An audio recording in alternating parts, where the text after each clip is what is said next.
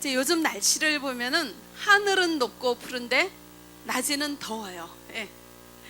아침 저녁으로 또한 바람이 선선하게 불어서 조금 살 것 같죠. 예, 돌이켜 보면 특별히 이렇게 무더운 여름날을 저희들이 어떻게 보냈는지 참 까마득하지만 이렇게 이제 선선한 가을이 다가오고 있습니다.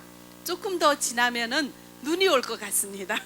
예, 겨울이 또 금방 닥칠 것 같아요. 이렇게 더울 때가 있으면 추울 때가 있습니다. 우리 인생도 이와 같죠. 올라갈 때가 있으면 내려갈 때가 있고요. 참 치열한 인생을 저희들은 살아가고 있습니다. 조금도 방심할 수 없는 그런 인생을 우리가 살고 있는데요. 저희들 신앙생활도 그렇습니다. 날마다 자신과의 싸움을 겪어야 하는 그런 전쟁터입니다. 오늘 본문에 보면은 바울도 선한 싸움을 싸웠다고 고백하고 있습니다. 우리들의 믿음을 지키는 것이 수월한 일은 아니죠. 오늘 성경 본문은 사도 바울이 사랑하는 제자 디모데에게 보내는 마지막 편지입니다. 바울이 순교를 앞두고 에베소에서 목회하는 디모데를 격려하기 위해서 쓴 편지가 마지막으로 쓴 편지죠. 디모데전서 후서입니다. 오늘은 디모데후서의 4장 8절 7절 8절 읽어봤는데요. 인생의 마지막 하나님 앞으로 가기 전에 바울이 뭐라고 합니까? 우리 디모데후서 4장 8절을 다시 읽어보도록 하겠습니다. 이제 후로는 나를 위하여 의의 면류관이 예비되었으므로 주 곧 의로우신 재판장이 그날에 내게 주실 것이며 내게만 아니라 주의 나타나심을 사모하는 모든 자들이니라. 아멘. 바울은 자신을 위하여 의의 면류관이 예비되었다고 자신 있게 말합니다. 이 의의 면류관이 언제 받는다고 하죠? 8절에 보시면 의로우신 재판장이 언제요? 그날에 내게 주실 그 면류관을 기대하고 있습니다. 이 그날이란 것은요, 우리 인생이 종착역에 도착할 때입니다. 예수 그리스도께서 재림하실 종말의 때입니다. 우리 개인의 인생도 그리고 이 세상도 종말이 있습니다. 그때 우리 예수님께서 바울뿐만 아니라 이 주님 나타나시는 것을 사모하는 모든 자들에게 의의 면류관을 주신다고 말씀하고 계십니다. 자, 종착역이죠. 마지막 도착지입니다. 우리가 10월 6일 가는 기차 여행의 종착지는 어디입니까? 대천역입니다. 우리가 그 종착역에 도착하면 푸른 바다가 넘실거리는 푸른 바다가 우리를 기다리고 있습니다. 또한 우리는 시간이라는 기차가 도착하는 시간이라는 기차를 타고 인생이라는 여행을 하고 있습니다. 그 인생의 기차가 마지막으로 도착하는 종착역은 어디입니까? 하나님 앞이죠. 천국이죠. 우리는 우리를 기다리시는 의로우신 재판장 주 예수 그리스도 앞으로 달려가는 인생을 살아가고 있습니다. 우리가 예수 그리스도를 만났을 때, 그 앞에 섰을 때 우리 예수님께서 우리에게 면류관을 주신다고 하시는데, 여러분들은 예수님 앞에 섰을 때 받을 의의 면류관이 있습니까? 바울처럼 확신할 수 있습니까? 예수님께서 나에게 의의 면류관을 예비하고 계신다, 이렇게 자신 있게 큰 소리로 우리 주님 앞에 지금 말할 수 있습니까? 그런 줄 믿습니다. 많은 사람들이 아멘으로 대답하셨어요. 그런 은혜와 축복이 우리들에게 있어지기를 바랍니다. 바울은 단언합니다. 확신합니다. 주 예수께서 나에게 의의 면류관을 가지고 기다리실 것을 확신하고 말하고 있습니다. 근데 우리 인생이 얼마나 험난합니까? 창세기에 보면 야곱은 험난한 인생을 살았다고 말하고 있습니다. 이런 험난한 인생의 여정 가운데 어떻게 살았기에 바울이 의의 면류관을 확신할 수 있을까요? 승리했기 때문입니다. 승리했기 때문에 승리한 자에 주는 면류관을 기다리고 있습니다. 우리 신앙생활은 영적 전투입니다. 믿음을 지키는 것과 믿음을 멀리하게 하는 것이 있습니다. 이 두 가지가 늘 싸우고 있습니다. 우리 갈라디아서 5장 17절 한 목소리로 같이 읽어보겠습니다. 육체의 소욕은 성령을 거스리고 성령은 육체를 거스르나니 이 둘이 서로 대적하므로 너희가 원하는 것을 하지 못하게 하려 함이니라. 우리 심령 속에는 두 가지가 있습니다. 두 가지 생각이 있습니다. 육체의 생각이 있고 성령의 생각이 있습니다.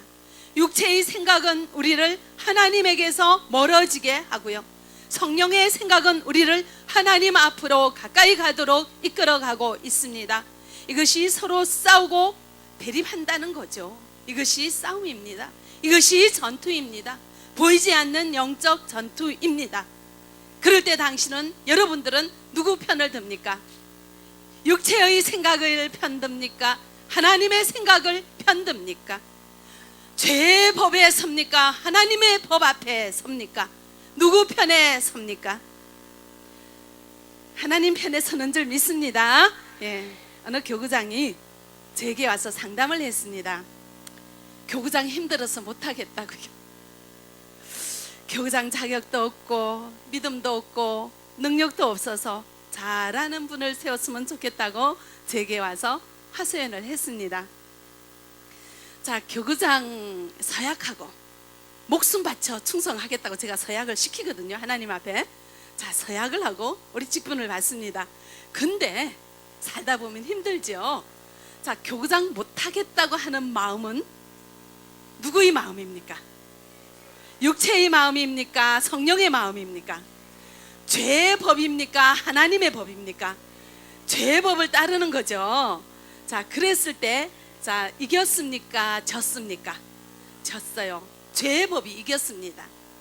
그 마음이 드는 순간, 그리고 그 생각에 사로잡혀 있을 때 우리는 육체의 생각이 나를 지배하고 우리 하나님 앞에서 패배한 인생이 되어버렸습니다. 근데 우리 집사님이 저 앞에 와서 상담을 해요.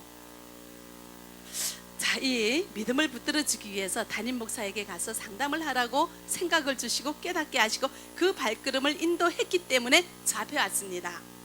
자, 누가 이겼습니까? 자, 육체의 생각이 이겼습니까? 하나님의 생각이 이겼습니까? 성령의 생각이 이겼죠. 죄의 법이 이겼습니까? 하나님의 법이 이겼습니까? 자, 우리 마음속에는 두 가지가 있어요. 육체의 생각이 있고 성령의 생각이 있고, 예수 그리스도를 믿는 그 순간 우리 마음속에는 성령께서 내주하십니다. 옛날에는 세상 생각으로만 살아가던 우리가 예수를 믿는 그 순간부터 우리의 마음속에는 성령의 생각이, 성령께서 왕자에 좌정하시고 우리를 주관하시고 지배하기를 원하세요. 그런데 많은 사람들이 성령님 계신 것도 모르고 제가 바쁘니 성령님요 구석에 그냥 가만히 끼어서 앉아 계세요. 숨도 쉬지 말고 그냥 계세요. 내 생각대로 하겠습니다. 이렇게 사는 사람은 육체의 생각이 이기는 사람이에요. 근데 이 성령의 생각은 이 집사님에게 뭐라고 말했겠어요? 교구장 그만두라고 했겠습니까? 그만두지 말라고 했겠습니까? 그런데 집사님이 그 생각을 못 들었어요. 내 안에 계시는 성령께서 하시는 말씀을 못 들은 거예요. 내 생각에 사로잡혀서 내 힘들고 어려운 거 사로잡혀가지고 충만하게 있는데, 이제 성령께서는 다른 생각을 줬죠. 목사님 찾아가라. 자, 그 생각은 누가 줬겠어요? 성령께서 주셨어요. 성령께서 직접 말씀하시는 걸 못 들으니까 이제 목사님 앞에 가서 상담해라. 자, 목사님이 담임 목사가 그만하라 하겠어요? 하라고 하겠어요? 그러니까 이 내가 집사님이 너무너무 훌륭하신 것이요, 참 귀한 믿음의 분이라고 제가 그 왔을 때 얼마나 반가웠는지, 내 생각대로 안 하겠어 하고 던져버리고 갈 수도 있는데 그 성령님 주시는 생각을 따라서 담임 목사 앞에 왔잖아요. 자, 누가 이끌어 왔습니까? 성령께서 이끌어 오신 줄 믿으시기 바랍니다. 성령의 생각이 이겼죠. 네. 자, 여러분들도 자, 두 가지 생각이 있을 때 고민이 되시면 우리 목사님들 찾아가시기 바랍니다. 혼자 육체의 생각으로 결정하지 마시기 바랍니다. 네. 자, 무더운 여름날 그런 생각 들 수 있죠.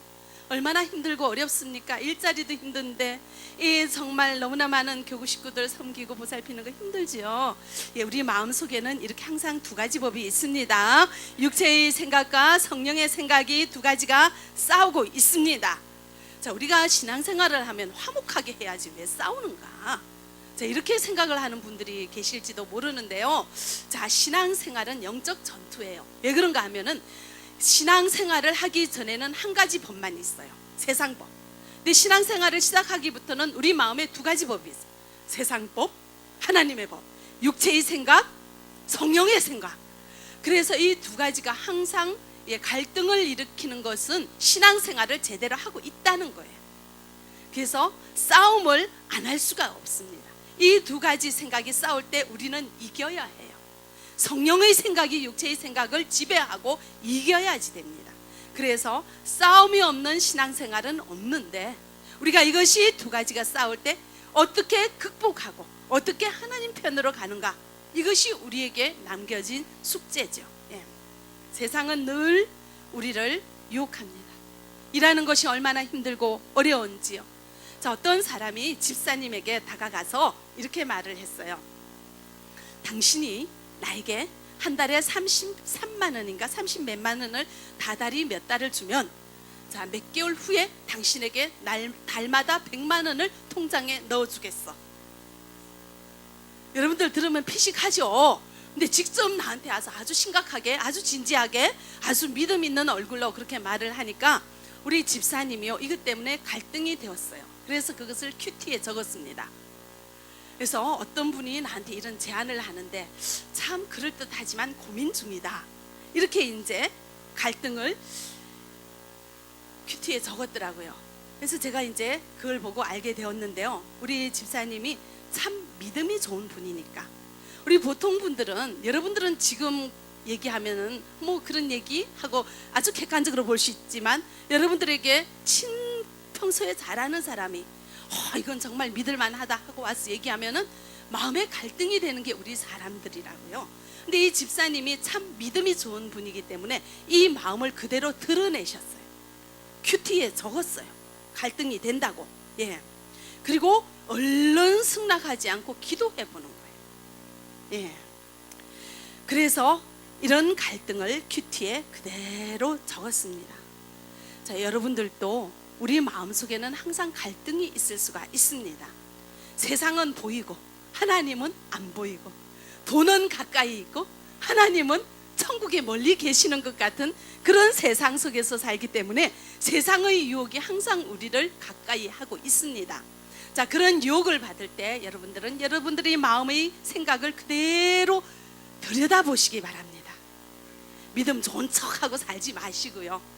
내 마음속에 어떤 갈등이 있는지, 어떤 고민이 있는지, 어떤 전쟁이 있는지 여러분들 들여다보시고 그것을 드러내시기 바랍니다. 그리고 어떻게 갈등하고 있는지 들여다보시고 내가 무엇을 선택하실까 할 것인가 고민하시기 바랍니다. 이것이 싸움입니다. 바울은 이런 선한 싸움을 싸웠다고 이야기합니다. 어떻게 싸웠을까요? 자, 디모데후서 4장 7절 우리 보겠습니다. 같이 읽어보죠. 나는 선한 싸움을 싸우고 나의 달려갈 길을 마치고 믿음을 지켰으니. 이 바울은 이 선한 싸움을 싸웠는데 그냥 싸우는 게 달려갔어요. 그러면서 믿음을 지켰다고 고백을 하고 있습니다. 우리도 바울처럼 선한 싸움을 싸우고 믿음을 지켜 승리하는 우리가 되어지기를 바랍니다. 이런 승리한 자에게 의에 면류관 주님 예비하신다는 거 기억하시기 바랍니다. 창세기 4장에 보면은 아담에게는 두 아들이 있어요. 가인과 아벨이 있습니다. 이 가인과 아벨이 하나님 앞에 제물을 드렸습니다. 그런데 하나님께서는 누구의 제물을 받으셨습니까? 아벨 동생의 제물을 받으셨죠. 그러니까 형인 가인이 화가 나버렸어요. 얼마나 섭섭했는지 몰라요. 우리도 이럴 때가 있습니다. 교회에서 봉사를 한다고 했는데 나 아닌 다른 사람만 칭찬을 들으면 은근히 화가 나고 속이 상하기도 하죠. 자, 우리가 뭐 칭찬 들으려고 봉사하고 헌신하는 건 아니지만 우리가 사람인지라, 우리가 아직 부족한 죄인인지라 나 아닌 다른 사람이 칭찬을 받으면 은근히 속상하고 시험 들 때도 있습니다. 예. 자, 가인은 내가 아닌 아벨이 하나님 앞에 인정을 받았어요. 그랬을 때 어떻게 했습니까? 화를 냈습니다. 이 마음에 육체의 생각이 가인을 지배해 버렸습니다. 성령의 생각이 가인을 지배하지 않고 육체의 생각이 가인을 지배했고요. 하나님의 법이 가인을 지배하지 못했고 죄의 법이 가인을 지배했습니다. 그래서 너무 분해가지고 안색이 변했어요. 근데요, 이런 가인을 쳐다보신 하나님께서 가인에게 말합니다. 죄를 다스려라. 이렇게 말씀을 하십니다. 이 말을 가인이 들었을까요? 하나님이 하시는 말씀을 듣지 않고 화가 나는 그 상태로 가서 동생을 죽여버렸어요. 살인을 해버렸습니다. 그래서 가인이 한 살인이 성경 최초의 살인이 되어버렸습니다. 자, 가인은 육체의 생각이 이겼습니까? 하나님의 생각이 이겼습니까? 육체의 생각이 이겼습니다. 육체의 생각이 이긴 것은 이 전투에서 싸움에서 승리했습니까? 패배했습니까? 패배했습니다. 자, 이런 가인을 하나님이 보시고 또 말씀을 하십니다. 창세기 4장 7절을 우리 같이 보도록 하겠습니다. 내가 선을 행하면 어찌 낯을 들지 못하겠느냐? 선을 행하지 아니하면 죄가 문에 엎드려 있느니라. 죄가 너를 원하나 너는 죄를 다스릴지라. 아멘.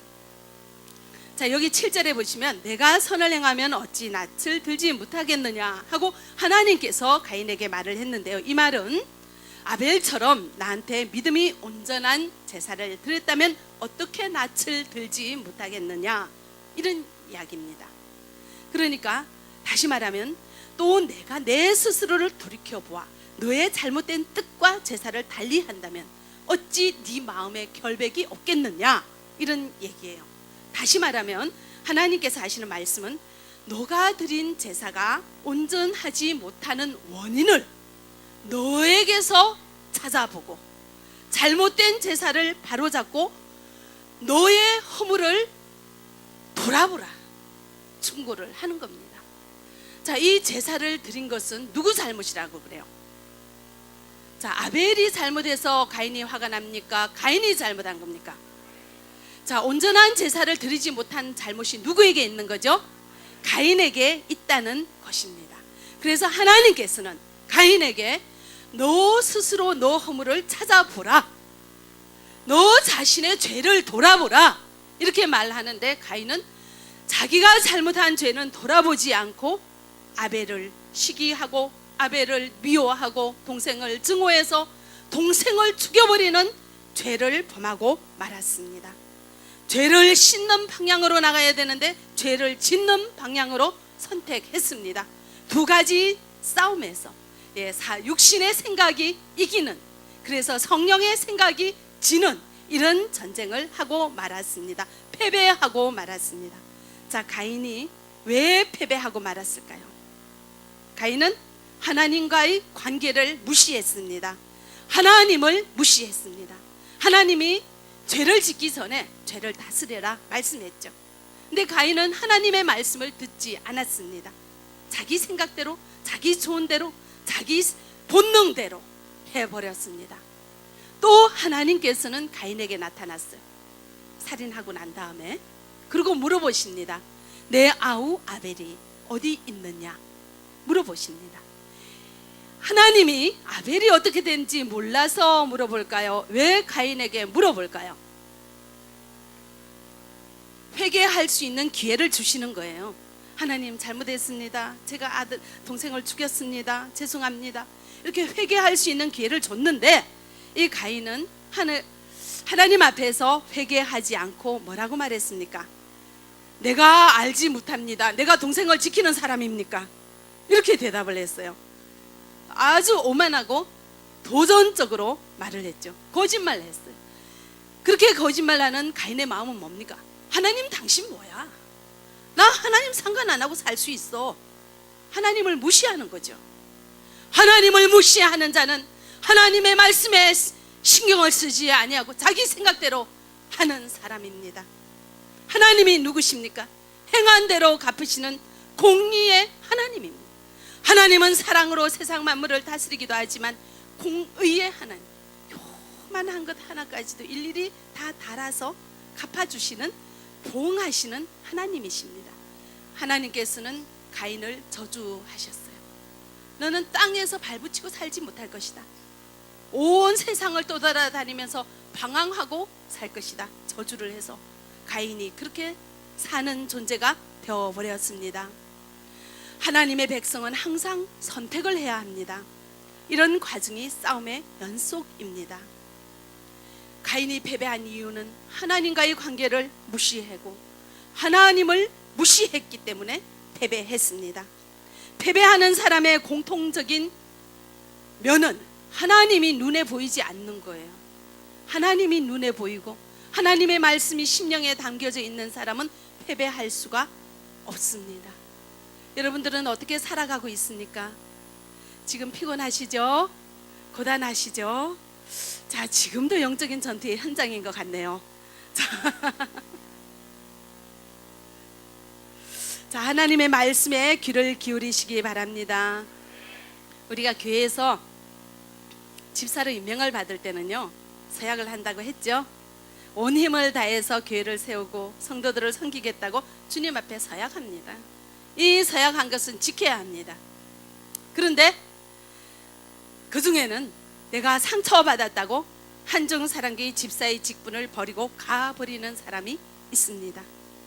하나님을 생각한다면 하나님 앞에서 서약하면서 그 귀한 직분을 생명 바쳐 충성하겠다고 주님 앞에 약속한 그것을 생각한다면 이것이 내 마음에 들지 않는다고 버리고 가버리지 않는다는 것입니다.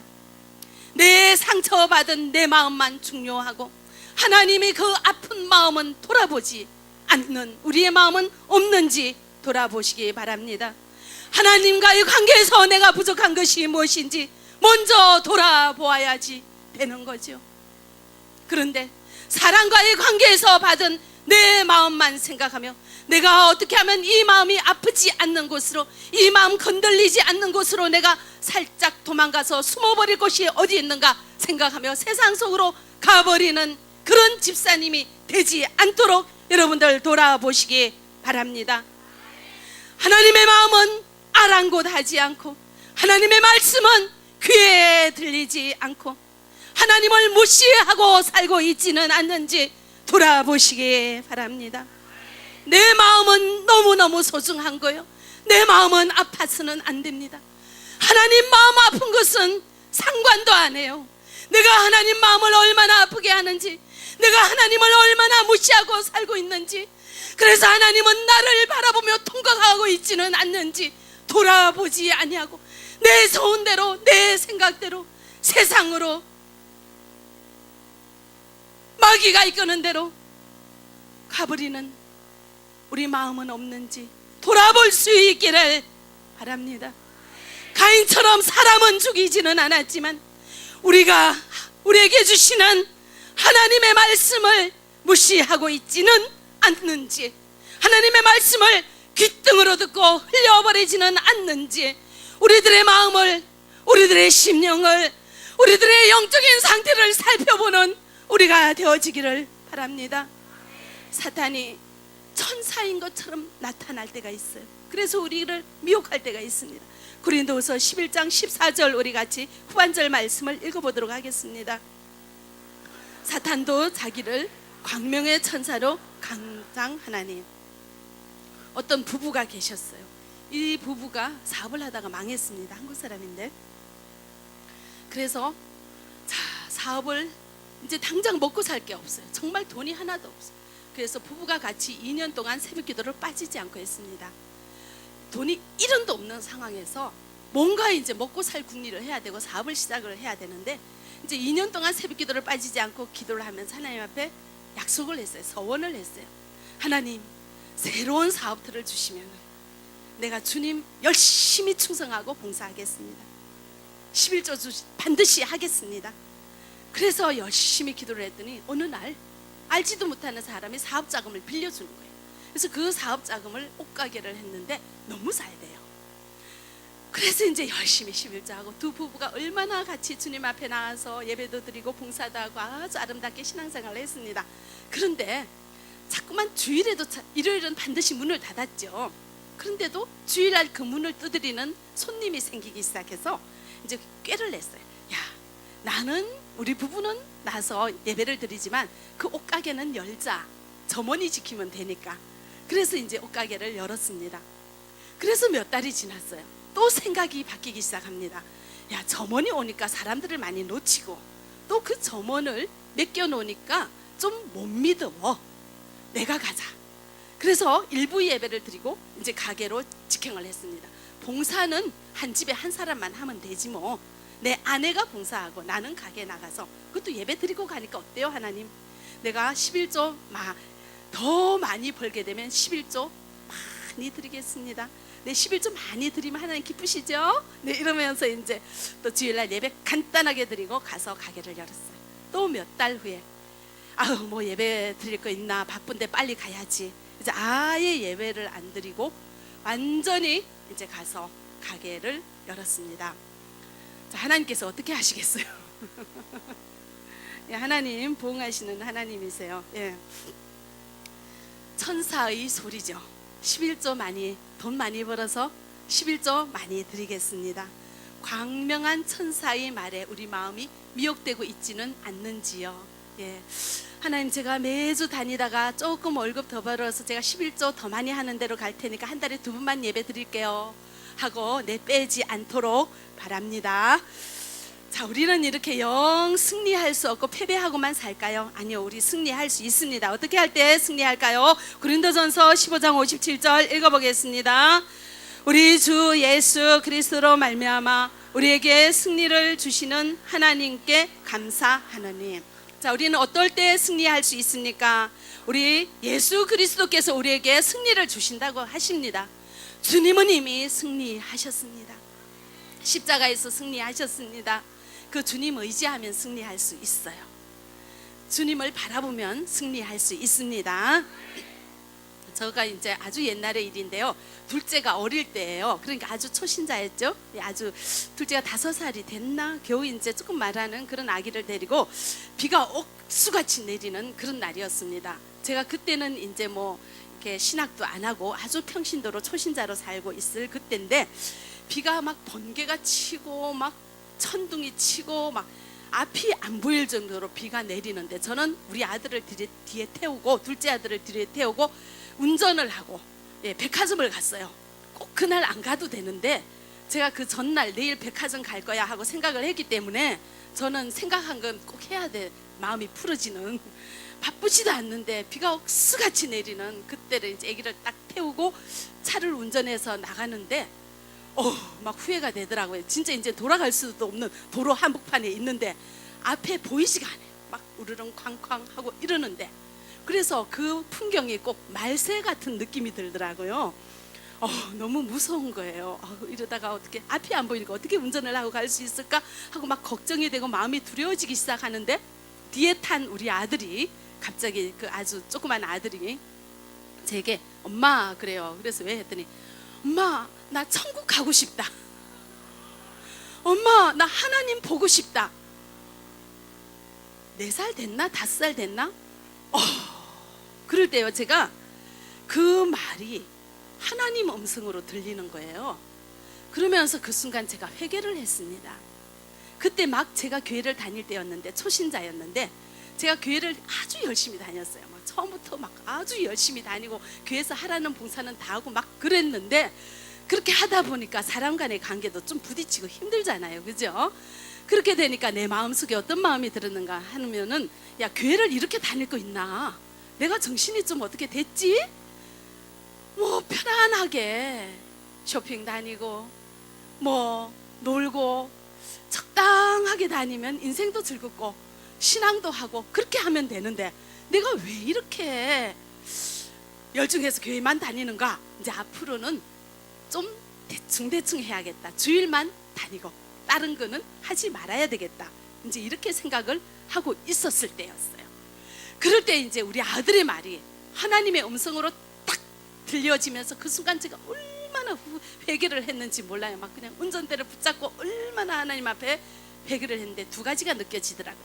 야, 인생의 끝은 천국으로 가는 인생이구나. 우리 인생의 끝이 있구나. 나도 언젠가 하나님 앞에 서게 되겠구나. 그런 생각이 탁 들고, 또 한 가지는요, 하나님께서 우리 아들을 데려가겠다는 음성으로 들려지는 거예요. 그 둘째가 하나님 보고 싶다 하니까, 천국 가고 싶다니까.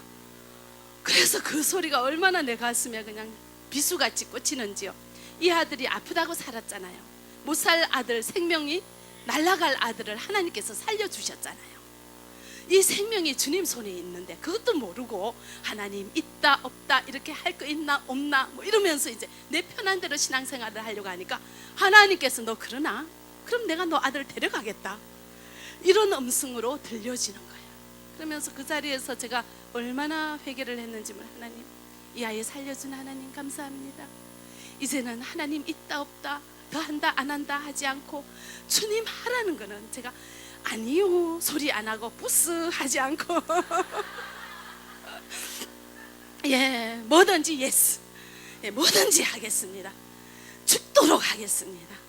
예, 그렇게 결심하고 결단하고 지금까지 왔습니다. 예, 그 이후로는 예, 안 한다 소리 안 했어요. 하나면 다 했어요. 예. 하나님께서 지금도 그 소리가 좀 마음에 갈등이 있을 때 그 소리가 하나님, 엄마 나 천국 가고 싶다. 하나님께서 우리 아들 데려가면 어떡하나. 예, 그런 생각이 드는 거예요. 하나님께서 우리 아들 데려갈 수 있는 거예요. 내 인생도 걷어갈 수 있는 거예요. 하나님께서는 생사와 화복을 주관하신다는 것을 믿으시기 바랍니다. 이렇게 우리 하나님께서는요, 깨닫지 못하는 미련한 자에게 환경을 통하여, 주변을 통하여, 사람을 통하여, 사건을 통하여 우리에게 하나님의 뜻을 전달하고 있다는 것을 기억하시기 바랍니다. 그래서 영적으로 민감한 자, 하나님을 바라보는 자는 하나님의 음성을 주변 상황을 통하여서도 들을 수 있게 되는 거죠. 여러분들은 무엇을 바라보고 있습니까? 하나님 바라보시기 바랍니다. 하나님께 집중하시기 바랍니다. 또 아까 찾아온 우리 교구장님이 저를 찾아왔을 때 제가 성경 말씀을 하나 읽어드렸어요. 그게 뭔가 하면 고린도전서 15장 58절입니다. 우리 같이 읽어보죠. 그러므로 내 사랑하는 형제들아, 견실하며 흔들리지 말고 항상 주의 일에 더욱 힘쓰는 자들이 되라. 이는 너희 수고가 주 안에서 헛되지 않은 줄 알미라. 아멘. 이 말씀을 딱 읽으니까 이 말씀이 가슴에 오잖아요. 이 말씀을 받는 순간에 눈에서 닭똥 같은 눈물이 떨어지고 이렇게 흐느끼게 되어지죠. 죄송합니다. 하나님 잘못했습니다. 우리 수고 다 알고 계시는 주님, 너희 수고가 주 안에서 헛되지 않는 줄 우리 주님 아시는데 내가 한다 안 한다, 이렇다 저렇다 제가 불평하고 원망했습니다. 고백하며 회개하며 주님 앞에 무릎 꿇고 앞으로 열심히 하겠습니다. 결단하고 각오를 했습니다. 우리 말씀은 우리들의 심령을 주님의 생각으로 순종할 수 있는 힘을 준다는 것을 기억하시기 바랍니다. 또 기도할 때 우리는 승리할 수 있습니다. 바울은 성령을 따라 행했고요, 오직 예수 그리스도의 의지에서 살았기 때문에 자기 몸을 관제히 제물로 바치기까지, 십자가에 순교하기까지 주님 앞에 순종하며 승리하는 인생을 살았습니다. 자, 우리는 무엇을 바라보고 살고 있습니까? 인생의 종착역이 하나님 앞이란 것을 기억하시기 바랍니다. 그때 받을 의의 면류관을 여러분들 생각하시며 확신하는 우리가 되어지기를 바랍니다. 세상으로 쫓아가지 마시고요, 주님 앞으로 나아가시기 바랍니다. 세상 편을 선택하지 마시고 주님 편을 생각하시기 바랍니다. 선택하시기 바랍니다. 죄의 법을 선택하지 마시고 하나님의 법을 선택하는 우리가 되어지기를 바랍니다. 승리하는 우리가 되어지기를 바랍니다. 기도하겠습니다. 사랑의 하나님 감사합니다. 우리를 사랑하시되 독생자를 주시기까지 사랑하시는 주님의 놀라운 사랑 안에 오늘도 있음을 고백합니다. 우리에게 두 가지가 있습니다. 두 가지 마음이 있습니다. 늘 주님 편으로 선택하여 승리하는 우리가 되게 하셔서 주님 앞에 섰을 때 의의 멸류관을 저희들 받을 수 있도록 도와주시옵소서. 예수 그리스도 이름으로 기도합니다. 아멘.